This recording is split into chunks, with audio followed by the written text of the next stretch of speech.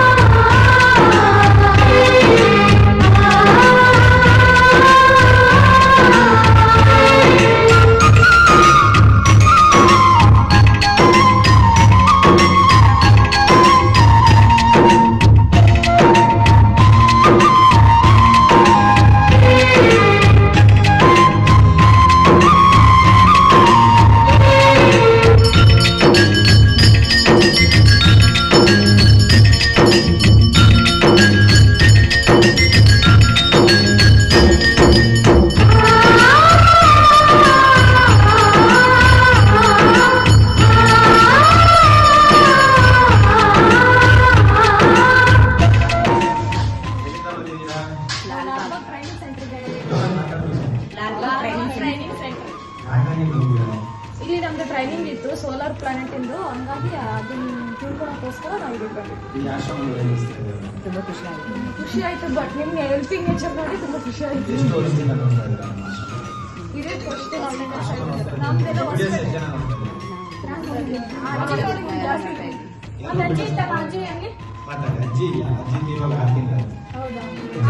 ಅಜ್ಜಿ ನೋಡ್ತಾ ಇದ್ವಿ ನಾವು. ತರಲೆ ಮಾಡ್ತಾ ಇರೋದು, ಬಡಿತಾ ಇರೋದು ಅದನ್ನೆಲ್ಲ ನೋಡ್ತಾ ಇದ್ದೆ ನಾನು. ಅವ್ರು ನೋಡಕ್ಕೆ ಬಂದಿದ್ದೀವಿ.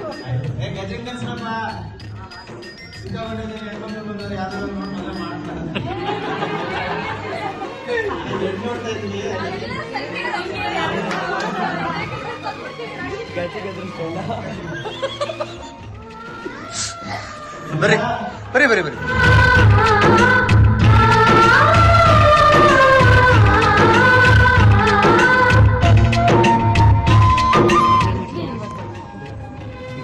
ಎಲ್ರು ಚೆನ್ನಾಗಿದ್ದೀರಾ?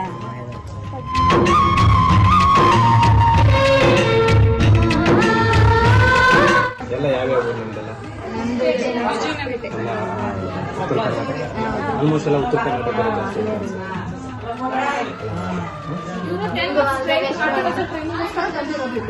ಸ್ಟೂಡೆಂಟ್ಸ್ ಅವರಿಗೆ ರೈತರ ಬಗ್ಗೆ ಎಲ್ಲ ಎಕ್ಸ್ಪ್ಲೈನ್ ಮಾಡ್ತಿದ್ವಿ. ಸೋಲಾರ್ ಕಾನ್ಸೆಪ್ಟ್ ಇದೆ ಅಲ್ವಾ, ಅದ್ರ ಬಗ್ಗೆ ಅಲ್ಲಿ ತಿಳ್ಕೊಳಕ್ ಬಂದಿದ್ವಿ. ಪ್ಲೇಸ್ಮೆಂಟ್ ಟ್ರೈನಿಂಗ್ ಅಂತ ಇರುತ್ತೆ, ಹಾಗೆ ಇಲ್ಲಿ ಹಾಸ್ಟೆಲ್ ಕಂಡು ಅದಕ್ಕೆ ನೋಡ್ಕೊಂಡು ಹೋಗೋಣ. ಒಳ್ಳೇದು ಒಳ್ಳೇದು, ತುಂಬಾ ನೋಡಪ್ಪ ಎಷ್ಟೊಂದು ಜನ ಮಾತಾಡ್ಸಕ್ ಬಂದವ್ರೆ. ಫಸ್ಟ್ ಬಂದು ಕೇಳಿದ್ನಿಲ್ಲ ನಾನು ಮಾತಾಡ್ತೀನಿ. ಅಲ್ಲಿ ನೋಡ್ಕೊಂಡ್ ಮಾತಾಡು. 10 kg ಸಣ್ಣ ಆಗೋರೆ, ಜೋರ ಕ್ಲಾಸ್ ಮಾಡಿ ಅವ್ನಿಗೆ. ಹೊಟ್ಟೆ ಎಲ್ಲ ಕಮ್ಮಿ ಆಗಿದೆ. ಹೊಟ್ಟೆ ಕಮ್ಮಿ ಆಗುತ್ತೆ, ಕಮ್ಮಿ ತೂಕ ಆಗಿರುತ್ತೆ, ಹೊಟ್ಟೆ ಕಮ್ಮಿ ಆಗಿಲ್ಲ.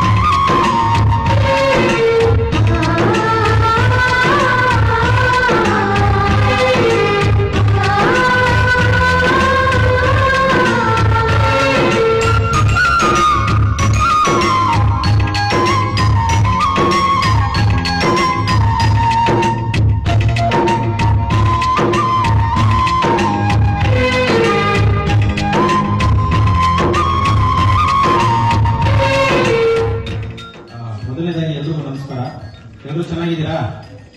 ನೆಲಮಂಗಲ ಗುಂಟೂರು ಆಕ್ಸ್ಫರ್ಡ್ ಶಾಲೆಯಿಂದ ನೀವು ಬಂದಿರೋದು ಬಹಳ ಸಂತೋಷ ಆಗಿದೆ ನನಗೆ. ಮೊದಲನೇದಾಗಿ ಜನಸ್ನೇಹಿ ಆಶ್ರಮದ ಬಗ್ಗೆ ತಮ್ಗೆಲ್ರಿಗೂ ಗೊತ್ತಿದೆಯಾ? ನಿಜಾನ್ ಗೊತ್ತಿರ್ಬೋದಿಲ್ಲಿ ಗೊತ್ತಿರೋರು. ಸೊ ನೀವು ನೋಡಿದ್ರೆ ಪುಟ್ಟ ಸೂಪರ್ ಭಾಗ್ಯ ಯಾರಿಗೂ ಗೊತ್ತಿಲ್ಲ ಅಲ್ವಾ? ಸೊ ಈ ಆಶ್ರಮದ ಬಗ್ಗೆ ನಿಮ್ಗೆ ಹೇಳ್ಬೇಕು ಅಂದ್ರೆ ಇದು ನಿರಾಶ್ರಿತರು ಅಂತ ಹೇಳೋದಕ್ಕಾಗಲ್ಲ. ದೇವ್ರ ಮಕ್ಳು ಇರುವಂತ ಜಾಗ, ದೇವ್ರ ಮಕ್ಳು ಇರುವಂತ ಆಶ್ರಮ ಇದು. ಬೀದಿ ಪಾಲಾಗಿ ಈಗ ತಂದೆ ತಾಯಿ ಇದನ್ನ ಯಾರು ನೋಡ್ಕೊಳ್ಳಲ್ಲ, ಊಟ ತಿಂಡಿ ಕೊಡಲ್ಲ, ಅವರು ರಸ್ತೆಯಲ್ಲಿ ಯಾರು ಮಲಗಿರ್ತಾರೆ ಅಂತವ್ರನ್ನ ಕರ್ಕೊಂಡ್ಬಂದು ಬರೋಬ್ಬರಿ 140 ಜನ ದೇವ್ರ ಮಕ್ಳು ಇರುವಂತ ಜಾಗ. ಸೊ ನೀವೆಲ್ಲ ಏನ್ ಅರ್ಥ ಮಾಡ್ಕೋಬೇಕು, ಮಕ್ಕಳಿಗೆ ನಾವೆಲ್ಲ ಏನ್ ಹೇಳ್ಬೇಕು ಅಂದ್ರೆ, ವಿದ್ಯೆ ಕಲಿಸಿ ಅವ್ರನ್ನ ವಿದೇಶಕ್ಕೆ ಕಳಿಸಿ ಲಕ್ಷಾಂತರ ರೂಪಾಯಿ ಕೋಟ್ಯಾಂತರ ರೂಪಾಯಿ ಸಂಪಾದನೆ ಮಾಡೋ ತರ ಮಾಡೋದಕ್ಕಿಂತ ಮುಖ್ಯವಾಗಿ ಅವ್ರಿಗೆಲ್ಲ ಮುಖ್ಯವಾಗಿ ಬೇಕಾಗಿರೋದು ಸಂಸ್ಕಾರ. ಸಂಸ್ಕಾರ ಒಂದಿದ್ರೆ ಎಲ್ಲಿ ಬೇಕಾದ್ರೂ ಜೀವನ ಮಾಡಬಹುದು. ವಿದ್ಯೆ ಸ್ವಲ್ಪ ಕಮ್ಮಿ ಆದ್ರೂ ಪರವಾಗಿಲ್ಲ, ಮಕ್ಕಳಿಗೆ ಸಂಸ್ಕಾರ ಯಾವುದೇ ಕಾರಣಕ್ಕೂ ಕಮ್ಮಿ ಆಗಬಾರ್ದು. ಸೊ ಈ ಮಕ್ಕಳನ್ನ ಇಲ್ಲಿಗೆ ಕರ್ಕೊಂಡ್ ಬಂದಿದ್ದಕ್ಕೆ ಮೊದಲನೇದಾಗಿ ನಿಮ್ಮೆಲ್ರಿಗೂ ಹೃದಯಪೂರ್ವಕವಾಗಿ ಧನ್ಯವಾದಗಳನ್ನ ತಿಳಿಸ್ತೀನಿ. ದಯವಿಟ್ಟು ಜೋರಾಗಿ ಬಂದಿದೆ ಕ್ಲಾಸ್ ಮಾಡಿ.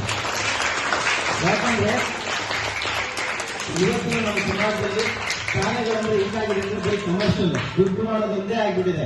ಸೊ ದುಡ್ಡು ಮಾಡಬಾರ್ದು ಅಂತಿಲ್ಲ ಅಥವಾ ಶಾಲೆ ಹೆಸರು ಮಾಡಬಾರ್ದು ಅಂತ ಏನಿಲ್ಲ. ಬಟ್ ನಾನೇನ್ ಹೇಳ್ತೀನಿ, ಅದ್ರ ಜೊತೆಗೆ ಮಕ್ಕಳಿಗೆ ಸಂಸ್ಕಾರ ಇರುವಂತ ಜಾಗಗಳನ್ನ ತೋರಿಸ್ಬೇಕಾಗತ್ತೆ. ಸೊ ಇಲ್ಲಿಗೆ ಬಂದ್ರೆ ಸಂಸ್ಕಾರ ಹೇಗ್ ಬರೋದಕ್ಕೆ ಸಾಧ್ಯ ಅಂತ ನಿಮ್ ಕ್ವಶನ್ ಇರ್ಬೋದು. ಇನ್ನೊಂದಷ್ಟು ಜನ ನೊಂದಿರೋ ಮನಸ್ಸುಗಳಿದಾವೆ. ಅವರು ಕಷ್ಟ ಸುಖ ದುಃಖನೆಲ್ಲ ಬದಿಗಿಟ್ಟು ತನ್ನ ಮಕ್ಕಳನ್ನ ತುಂಬಾ ಚೆನ್ನಾಗಿ ಓದಿಸಿ ವಿದೇಶಗಳಿಗೆ ಕಳಿಸಿ ಲಕ್ಷಾಂತರ ರೂಪಾಯಿ ಸಂಬಳ ಬರೋ ತರ ಮಾಡಿ ಇವತ್ತು ಅವರು ಒಂದೊತ್ತು ಊಟ ಇಲ್ದಂಗೆ ಬಂದು ಆಶ್ರಮದಲ್ಲಿ ಮಲಗಿದ್ದಾರೆ ಅನ್ನೋದಕ್ಕೆ ಕಾರಣ ಯಾರು? ದೇವರ ಯಾರು ಹೇಳ್ಬೋದ? ದೇವರ ಸರ್ ಯಾರು? ಮಕ್ಕಳೇ ಕಾರಣ ಅಲ್ವಾ? ಸೊ ಅಂತ ಮಕ್ಕಳಿಗೆ ನನ್ನ ಧಿಕ್ಕಾರ ಯಾವಾಗ್ಲೂ. ಸೊ ಕೊನೆಗಾಲದಲ್ಲಿ ಅವ್ರನ್ನ ಕೈ ಹಿಡಿದು ನಡೆಸಬೇಕಾಗಿರೋದು ನಮ್ಮ ಆದ್ಯ ಕರ್ತವ್ಯ. ಸೊ ಭೂಮಿ ಮೇಲೆ ದೇವರು ಬಂದು ಎಲ್ಲರ ಸಮಸ್ಯೆನ ಬಗೆಹರಿಸೋದಕ್ಕೆ ಸಾಧ್ಯ ಇಲ್ಲ. ಹಾಗಾಗಿ ತಂದೆ ತಾಯಿನ ಸೃಷ್ಟಿ ಮಾಡ್ದ. ಆ ತಂದೆ ತಾಯಿನ ಇವತ್ತು ಬೀದಿ ತಂದು ಬಿಡ್ತಾ ಇದಾರೆ ಅಂದ್ರೆ ಅಂತ ಮಕ್ಕಳಿಗೆ ನಾನು ಯಾವಾಗಲೂ ಧಿಕ್ಕರಿಸಕ್ಕೆ ಇಷ್ಟಪಡ್ತೀನಿ. ಸೊ ಪ್ರತಿಯೊಬ್ಬರು ಕೂಡ ತಂದೆ ತಾಯಿನ ಚೆನ್ನಾಗಿ ನೋಡ್ಕೊಳ್ಳಿ. ಹಾಗೆ ಇಲ್ಲಿರ್ತಕ್ಕಂಥ ಬರೋಬ್ಬರಿ 130-140 ಜನ ದೇವ್ರ ಮಕ್ಕಳು ತುಂಬಾ ಕಷ್ಟಪಟ್ಟು ಅವರ ಮಕ್ಕಳನ್ನ ಬೆಳೆಸಿದ್ದಾರೆ. ಅವರಿವತ್ತು ಮಕ್ಕಳಿಗೆ ಬೇಡವಾಗಿರ್ಬೋದು, ಬಟ್ ಆದ್ರೆ ದೇವರು ಬೇಡ ಅಂತ ಹೇಳಿಲ್ಲ. ಹಾಗಾಗಿ ದೇವಸ್ಥಾನದಲ್ಲಿ ಅವರು ಹೊಟ್ಟೆ ತುಂಬಾ ಊಟ ಮಾಡ್ತಾ ಇದ್ದಾರೆ, ನೆಮ್ಮದಿಯಿಂದ ಮಲಗಿದ್ದಾರೆ. ಕೊನೆಗೆ ಮಕ್ಕಳಿಗೆ ಇಂಥ ಒಂದು ಅವಕಾಶ ಕೂಡ ಸಿಗೋದಿಲ್ಲ, ಆ ರೀತಿ ಸಾಯ್ತಾರೆ. ಸೊ ನಾನು ಹೇಳಕ್ ಇಷ್ಟಪಡ್ತೀನಿ, ಎಲ್ಲರೂ ಕೂಡ ಅರ್ಥ ಮಾಡ್ಕೊಳ್ಳಿ, ತಂದೆ ತಾಯಿನ ಚೆನ್ನಾಗಿ ನೋಡ್ಕೊಳ್ಳಿ. ಈಗ ಒಂದು 10 ನಿಮಿಷ ಮುಂಚೆ ಒಂದು ವಿಡಿಯೋ ಮಾಡಿದೆ ನಾನು. ತಾಯಿನ ಕಳ್ಕೊಂಡಿದ್ದು, ಅವ್ರನ್ನ ಒಂದು ಪ್ರಶ್ನೆ ಕೇಳಿದೆ, ಸರ್ ತಾಯಿ ಎಷ್ಟು ದಿನ ಆಯ್ತು ಕಳ್ದೋಗಿ? 1.5 ತಿಂಗಳಾಯ್ತು ಅಂದ್ರು. ಹೌದಾ ಸರ್, ಎಲ್ಲೆಲ್ಲಿ ಹುಡುಕಾಟ ಮಾಡ್ತಾ ಇದ್ವಿ? ನಮ್ಮ ತಾಯಿ ಮನೇಲಿದ್ದಾಗ ನಾನು ಒಂದು ದಿನನೂ ನಾನು ಅವ್ರನ್ನ ಮಾತಾಡಿಸ್ತಾ ಇರ್ಲಿಲ್ಲ. ಮನೇಲಿ ಇರ್ತಾ ಇದ್ರು, ಊಟ ಕೊಡ್ತಿದ್ವಿ, ಬಟ್ಟೆ ಕೊಡ್ತಾ ಇದ್ವಿ, ಎಲ್ಲ ಕೊಡ್ತಿದ್ವಿ. ಒಂದಿನ ಕೂಡ ಅವ್ರನ್ನ ನಾವು ಮಾತಾಡಿಸ್ತಾ ಇರ್ಲಿಲ್ಲ. ಇವತ್ತು ಅವ್ರು ಕಳೆದೋಗಿ 1.5 ತಿಂಗಳಾಯ್ತು, ಊರು ಹುಡುಕ್ತಾ ಇದೀನಿ, ತಾಯಿ ಸಿಗ್ತಾ ಇಲ್ಲ ಅಂತ. ಇದರಿಂದ ಏನ್ ಅರ್ಥ ಆಯ್ತು ಅಂದ್ರೆ, ಬದುಕಿದಾಗಲೇ ಪ್ರೀತಿಸೋದನ್ನ ಕಲಿಬೇಕು ನಾವು. ಕಳ್ಕೊಂಡ್ಮೇಲೆ ನಮ್ಮ ತಾಯಿ ಅಲ್ಲಿದ್ದಾರೆ ಇಲ್ಲಿದ್ದಾರೆ ಅಂತ ಹುಡ್ಕೋದ್ರಲ್ಲಿ ಅರ್ಥ ಇಲ್ಲ ಅಂತ. ನನಗೆ ತಾಯಿ ಅಂತಾನೆ ಅಲ್ಲ, ತಾಯಿ ಆಗಿರ್ಬೋದು, ಸ್ನೇಹಿತರಾಗಿರ್ಬೋದು, ಫ್ರೆಂಡ್ಸ್, ಸಂಬಂಧಗಳಾಗಿರ್ಬೋದು, ಸಂಬಂಧಗಳಾದ್ರೂ ಅಷ್ಟೇ ನಾವು ಬದುಕಿದ್ದಾಗಲೇ ಜೀವಂತವಾಗಿ ಇಟ್ಕೊಳ್ಳೋಕೆ ಪ್ರಯತ್ನ ಪಡಬೇಕು. ಅವ್ರನ್ನ ಕಳ್ಕೊಂಡು ಹುಡ್ಕೋದ್ರಲ್ಲಿ ಅರ್ಥ ಇಲ್ಲ ಅಂತ ನಾನು ಹೇಳಕ್ ಇಷ್ಟಪಡ್ತೀನಿ. ಇವತ್ತು ಈ ಮಕ್ಕಳಿಗೆ ಇಲ್ಲಿ ಕರ್ಕೊಂಡ್ಬಂದಿದ್ದಕ್ಕೆ ನಾನು ಹೃದಯಪೂರ್ವಕವಾಗಿ ನಿಮಗೆ ಧನ್ಯವಾದಗಳು. ಸೊ ನಮ್ಮ ಆಶ್ರಮಕ್ಕೆ ಎಲ್ಲರಿಗೂ ನಮಸ್ಕಾರಗಳು. ನಮ್ಗೆ ಇಲ್ಲಿ ಬಂದು ತುಂಬಾ ಖುಷಿ ಆಯ್ತು. ನಾವ್ ಏನೋ ಅನ್ಕೊಂಡ್ ಬಂದ್ವಿ, ಬಟ್ ಇಲ್ಲಿ ನೋಡಿ ಎಲ್ಲರೂ ನೋಡಿ ನಮ್ಗೆ ತುಂಬಾನೇ ಒಂದು ಆಶ್ಚರ್ಯ ಆಗೋಯ್ತು. ಇಷ್ಟೊಂದು ಜನ ಇದಾರ, ಇಷ್ಟೊಂದು ಜನ ನೋಡ್ಕೊಳಕ್ ಆಗ್ತಿರೋ ಮಕ್ಕಳು ಇದಾರ ಅನ್ನೋಷ್ಟು ಬೇಜಾರಾಗೋಯ್ತು ನಮ್ಗೆ. ಸೊ ನಮ್ಮ ಮಕ್ಕಳನ್ನ ನಾವು ತಂದೆ ತಾಯಿನ ನೋಡ್ಕೊಳಕಾದ್ಮೇಲೆ ನಾವ್ ಏನಕ್ಕೆ ತುಂಬಾ ವ್ಯರ್ಥ, ನಮ್ಮ ಜೀವನವೇ ವ್ಯರ್ಥ. ಬಟ್ ಇವ್ರಿಗೆ ದೇವ್ರು ಎಲ್ಲ ಒಳ್ಳೆ ಆರೋಗ್ಯ ಆಯಸ್ಸು ಕೊಟ್ಟು ಕಾಪಾಡ್ಲಿ ಅನ್ಕೊಂತೀನಿ. ದೇವ್ರು ಎಲ್ಲಾ ಕಡೆ ಯಾಕಾಗಲ್ಲ ಅಂದ್ಬಿಟ್ಟು ಮೇ ಬಿ ಇಂಥವ್ರನ್ನ ಸೃಷ್ಟಿ ಮಾಡಿದ್ದಾರೆ. ಇಂಥವ್ರೆಲ್ಲರೂ ಎಲ್ಲಾ ಮಕ್ಕಳನ್ನ ಕಾಪಾಡೋದಕ್ಕೋಸ್ಕರ ಮೇ ಬಿ ಇಂಥವ್ರನ್ನ ಸೃಷ್ಟಿ ಮಾಡಿದ್ದಾರೆ ಅನ್ಕೊಂತೀನಿ ನಾನು. ಸರ್ ನಿಮ್ಗೆ ದೇವ್ರು ಎಲ್ಲ ಆಯಸ್ಸು ಕೊಟ್ಟು ಕಾಪಾಡ್ಲಿ ಸರ್, ಎಲ್ಲ ಸುಖ ಸಂತೋಷ ಎಲ್ಲ ಕೊಡ್ಲಿ. ಯಾಕಂದ್ರೆ ಇಂಥವ್ರನ್ನ ಎಷ್ಟೋ ಜನ ನೀವು ಕಾಪಾಡ್ಬೇಕು. ನಿಮ್ಗೆ ಧನ್ಯವಾದಗಳು. ಎಲ್ಲ ನಮ್ಮ ಮಕ್ಕಳ ಕಡೆಯಿಂದ, ನಮ್ಮ ಕಡೆಯಿಂದ, ನಿಮ್ಗೆ ನಮ್ಮ ಕಡೆಯಿಂದ ತುಂಬಾ ಧನ್ಯವಾದಗಳು ಸರ್. ಹಾಗೆ ನಮ್ಮ ಪುಟ್ಟ ಮಕ್ಕಳಿಗೂ ಕೂಡ ಎಲ್ಲರಿಗೂ ನಾವು ಹೇಳಿದ್ವಿ, ಒಂದು ಸಂಸ್ಥೆಗೆ ಹೋಗ್ತಾ ಇದ್ವಿ ಅಂತ ಹೇಳಿ ತಕ್ಷಣ ಎಲ್ಲರೂ ಅವ್ರ ಕೈಲಾಗಿದ್ದು ಏನೋ ಒಂದು ಸಣ್ಣ ಪುಟ್ಟ ಅಳಿಲು ಸೇವೆ ನಮ್ಮ ಕಡೆಯಿಂದ ಏನೋ ಒಂದು ಸ್ವಲ್ಪ ತಗೊಬಂದಿದ್ದೀವಿ ಸರ್. ಅದನ್ನ ನೀವು ಸ್ವೀಕರಿಸಬೇಕು ಅಂತ ನಾವು ಕೇಳ್ಕೊತೀವಿ. ಎಲ್ಲರೂ ಒಳ್ಳೆದಾಗ್ಲಿ. ಯಾಕಂದ್ರೆ ನಾವು ದೊಡ್ಡದಾಗಿ ಸಂಸ್ಥೆ ಎಲ್ಲ ಕಟ್ಟಕ್ ಆಗಲ್ಲ, ನಾವು ಮಾಡ್ಕೊಂಡ್ಕೊಳಕ್ ಆಗಲ್ಲ. ಮೇ ಬಿ ನಮ್ಗೆ ಕೆಪಾಸಿಟಿ ಇದೆಯೋ ಗೊತ್ತಿಲ್ಲ. ಅಟ್ಲೀಸ್ಟ್ ಇವ್ರು ಕೊಟ್ಟಿರಲ್ಲ ನಮ್ಮ ಕಡೆ ಒಂದು ಸಣ್ಣ ಪುಟ್ಟ ಸೇವೆ ಅಷ್ಟೇನೆ. ನಾವು ನೆಕ್ಸ್ಟ್ ಇಯರ್ ಕೂಡ ಹೀಗೆ ಬರ್ತಾ ಇರ್ತೀವಿ, ವರ್ಷ ಬರ್ತಾ ಇರ್ತೀವಿ ಸರ್. ನಮ್ಮ ಕಡೆ ಆದಷ್ಟು ನಮ್ಮ ಕಡೆಯಿಂದ ಎಷ್ಟು ಜನಕ್ಕಾಗುತ್ತೋ ಸ್ಪ್ರೆಡ್ ಮಾಡ್ತೀವಿ. ಒಳ್ಳೇದಾಗಲಿ ಸರ್ ಸಂಸ್ಥೆಗೆ. ದವಾ ಇಂಡಿಯಾ ಜೆಂಡಿಕ್ ಫಾರ್ಮಸಿ ಅವರು ಕೂಡ ಬಂದು ಇವತ್ತು ಫ್ರೀಯಾಗಿ ಹೆಲ್ತ್ ಚೆಕಪ್ ಅನ್ನ ಮಾಡ್ಕೊಡ್ತಾ ಇದ್ದಾರೆ. ನಿಮಗೂ ಕೂಡ ಹೃದಯಪೂರ್ವಕವಾಗಿ ಧನ್ಯವಾದಗಳು ಸರ್. ದೇವರು ಒಳ್ಳೇದು ಮಾಡಲಿ. ಹಾಗೆ ಮುಖ್ಯವಾಗಿ ಇಲ್ಲೊಂದಷ್ಟು ಜನ ಯುವಕರು ಚೆನ್ನಾಗಿ ಓದಿರುವಂತವ್ರು ಒಳ್ಳೊಳ್ಳೆ ಕೆಲಸಕ್ಕೆ ಸೇರ್ಬೇಕಂತ ಅನ್ಕೊಂಡಿರ್ತೀರ, ಟ್ರೈನಿಂಗ್ ಮಾಡ್ತಾ ಇದ್ದೀರಾ. ನೀವೆಲ್ರಿಗೂ ಈ ಸಮಾಜದ ಬಗ್ಗೆ ಒಂದಷ್ಟು ಅರಿವಿದೆ ಅಂತ ಹೇಳ್ತಾರೆ. ನೀವೆಲ್ಲ ಚೆನ್ನಾಗಿ ಓದಿರೋರಲ್ವಾ, ವಿದ್ಯಾವಂತರು. ನಾನಂತೂ ವಿದ್ಯಾವಂತ ಅಲ್ಲ, ನಾನು ಓದಿರೋದು 7ನೇ ಕ್ಲಾಸ್ ಅಷ್ಟೇನೆ. ಬಟ್ ನಾನು ನಿಮ್ಗೆಲ್ಲ ಏನ್ ಹೇಳಕ್ ಇಷ್ಟಪಡ್ತೀನಿ ಅಂದ್ರೆ, ಈ ಸಮಾಜದಲ್ಲಿ ದುಡ್ಡು ಮಾಡ್ಬೇಕು ನಿಜ, ಆದ್ರೆ ದುಡ್ಡೇ ಪ್ರಪಂಚ ಅಲ್ಲ, ದುಡ್ಡೇ ಜೀವನ ಅಲ್ಲ. ಸೊ ಸಾಕಷ್ಟು ಸಾಧ್ಯವಾದಷ್ಟು ನಾವು ದುಡ್ದಿರೋದ್ರಲ್ಲಿ, ಈಗ ನಾವು ನಮ್ಮ ತಟ್ಟೆಯಲ್ಲಿ ಊಟ ಇದೆ ಅಂದ್ರೆ ಇಡೀ ತಟ್ಟೆನ ಇನ್ನೊಬ್ರಿಗೆ ದಾನ ಮಾಡಿ ಅಂತ ಯಾವ್ದೇವ್ರು ಹೇಳಿಲ್ಲ. ನಮ್ಮ ತಟ್ಟೆಯಲ್ಲಿ ಒಂದು ತುತ್ತನ್ನ ಇನ್ನೊಬ್ರು ಕೊಟ್ಟರು ಕೂಡ ಅದು ಕೂಡ ದಾನನೇ.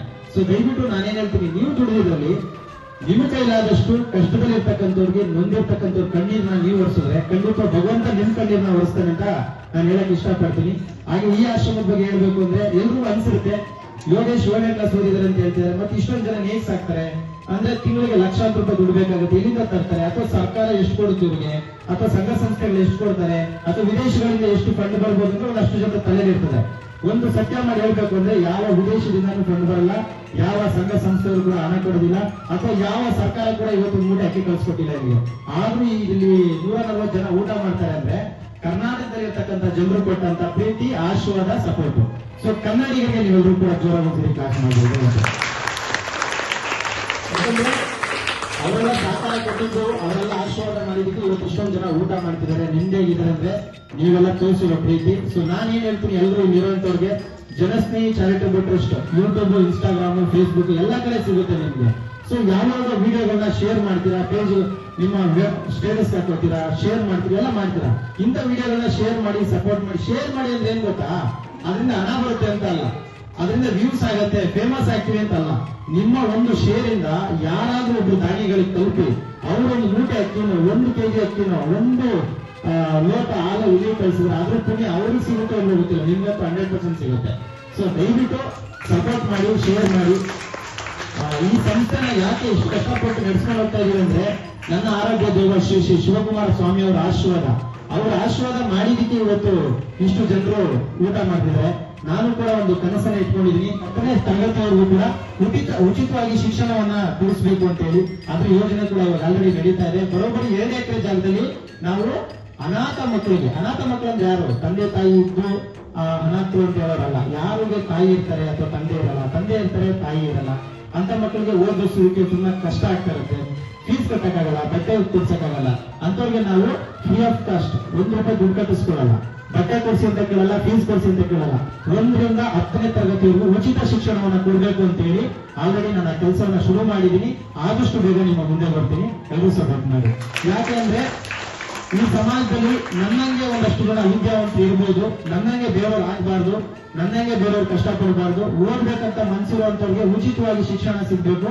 1 ರಿಂದ 10ನೇ ತರಗತಿವರೆಗೂ ಉಚಿತ ಶಿಕ್ಷಣ ಹೇಗ್ ಸಿಗುತ್ತೆ ಅಂತ ನನಗೂ ಗೊತ್ತಿಲ್ಲ, ಪ್ರಯತ್ನ ಅಂತ ಕೊಡ್ತೀನಿ, 100% ಸಿಗುತ್ತೆ. ನನ್ನ ಕೈಲಾದಂತ ಸಪೋರ್ಟ್, ಸಹಕಾರ ನಾನು ಮಾಡೇ ಮಾಡ್ತೀನಿ. ಈ ಸಮಾಜದಲ್ಲಿ 3 ಜನ ವಿದ್ಯಾರ್ಥಿಗಳನ್ನ ಮಾಡಕ್ ಆಗ್ಲಿಲ್ಲ ಅಂದ್ರು ಒಬ್ಬ ವಿದ್ಯಾರ್ಥಿನ ಮಾಡೋ ಶಕ್ತಿ ನನಗೆ ಕೊಟ್ಟರೆ ಸಾಕು, ಖಂಡಿತವೂ ಆ ಕೆಲಸ ಮುಂದುವರಿಯುತ್ತೆ. ಎಲ್ಲರೂ ಸಪೋರ್ಟ್ ಮಾಡಿ. Thank you so much. Hi, thank you. ಯಾಕೆ ಕೊಟ್ರಿ ಇದನ್ನ? ಯಾಕೆ ಕೊಟ್ರಿ? ಖರ್ಚು ಮಾಡ್ಕೊಬೋದಲ್ಲ ನೀವು? ಚಾಕ್ಲೇಟ್ ತಗೋಬೋದು, ಐಸ್ ಕ್ರೀಮ್ಸ್ ತಗೋಬೋದು. ನೋಡಿ, ಈ ಪಾಪು ನನಗೆ 500 ರುಪೀಸ್ ಅಮೌಂಟ್ನ ಕೊಟ್ಟಿದ್ದಾರೆ. ನಾನು ಏನು ಹೇಳಕ್ಕೆ ಇಷ್ಟಪಡ್ತೀನಿ ಅಂದರೆ, ಈ 500 ರುಪೀಸ್ ಅನ್ನೋದು ನಿಜವಾಗ್ಲೂ ಕೋಟಿಗಿಂತಲೂ ಜಾಸ್ತಿ ಬೆಲೆ ಬಾಳುವಂಥದ್ದು. ಯಾಕಂದರೆ ಇಂಥ ಮುಗ್ಧ ಮನಸ್ಸುಗಳು ಕೊಟ್ಟಾಗ ಅದಕ್ಕೆ ಬೆಲೆನೇ ಕಟ್ಟೋದಕ್ಕೆ ಸಾಧ್ಯ ಇಲ್ಲ. ಸೊ ಜನಸ್ನೇಹಿ ಸಂಸ್ಥೆ ಅನ್ನೋದು ಏನು ಎತ್ತ ಅಂತ ಮುಂದಿನ ದಿನಗಳಲ್ಲಿ ತಮಗೆ ಗೊತ್ತಾಗುತ್ತೆ. ಸೊ ಇಂಥ ಪುಟ್ಟ ಮಕ್ಕಳು ಎಷ್ಟೋ ಜನಕ್ಕೆ ವಿದ್ಯಾಭ್ಯಾಸಗಳು ಸಿಗ್ತಾ ಇಲ್ಲ, ಎಷ್ಟೋ ಜನಕ್ಕೆ ಸರಿಯಾದಂಥ ಸವಲತ್ತುಗಳು ಸಿಗ್ತಾ ಇಲ್ಲ. ಸೊ ಅಂಥ ವಿದ್ಯಾರ್ಥಿಗಳಿಗಾಗಿ ಬರೋಬ್ಬರಿ ಒಂದು ಅಟ್ಲೀಸ್ಟ್ 1,000 ಜನ ಮಕ್ಕಳಿಗಾದ್ರೂ ನಾವು ವಿದ್ಯಾಭ್ಯಾಸಕ್ಕೆ ದಾರಿ ಮಾಡಿಕೊಡ್ಬೇಕಂತ ಒಂದು ಹೊಸ ಯೋಜನೆಯನ್ನು ಶುರು ಮಾಡಿದ್ದೀವಿ. ನನ್ನ ಪ್ರಕಾರ ಈ ಮಗು ಕೊಟ್ಟಿರೋ ಈ ದುಡ್ಡಿಂದನೇ ಈ ಕೆಲಸನ ಶುರು ಮಾಡ್ತೀನಿ ಅಂತ ನಾನು ಅಂದ್ಕೊಂಡಿದ್ದೀನಿ. Thank you so much. ಒಳ್ಳೇದಾಗಲಿ ಪುಟ. Thank you. ಒಳ್ಳೇದಾಗಲಿ. ಥ್ಯಾಂಕ್ ಯು ಪುಟಿ. Thank you. ನೋಡಿ, ಇಂಥ ಚಿಕ್ಕ ಮನಸ್ಸುಗಳಲ್ಲೇ ಇಷ್ಟು ದಾನ ಮಾಡುವಂಥ ಮನಸ್ಸಿದೆ ಅಂದಾಗ ಒಂದಷ್ಟು ಜನ ಕೋಟಿ ಇಟ್ಕೊಂಡಿದ್ದೀರಾ, 1000 ಎಕರೆ ಜಮೀನಿದೆ. ಸೊ ಅಂಥವ್ರಿಗೆಲ್ಲ ಏನು ಹೇಳಕ್ಕೆ ಇಷ್ಟಪಡ್ತೀನಿ ಅಂದರೆ, ನೀವು ಕೋಟಿ ಕೊಡಬೇಡಿ, ಜಾಗ ಕೊಡಬೇಡಿ. ಒಂದಷ್ಟು ಜನ ಬಡ ವಿದ್ಯಾರ್ಥಿಗಳಿಗೆ ಸಹಾಯ ಮಾಡಬೇಕು ಅಂದರೆ, ಸಹಕಾರ ಕೊಡಬೇಕು ಅಂದರೆ ನಮ್ಮ ಬೆಂತಟ್ಟಿ ಎಲ್ರಿಗೂ ಒಳ್ಳೇದಾಗಿ. ಥ್ಯಾಂಕ್ ಯು ಮಾ. Thank you.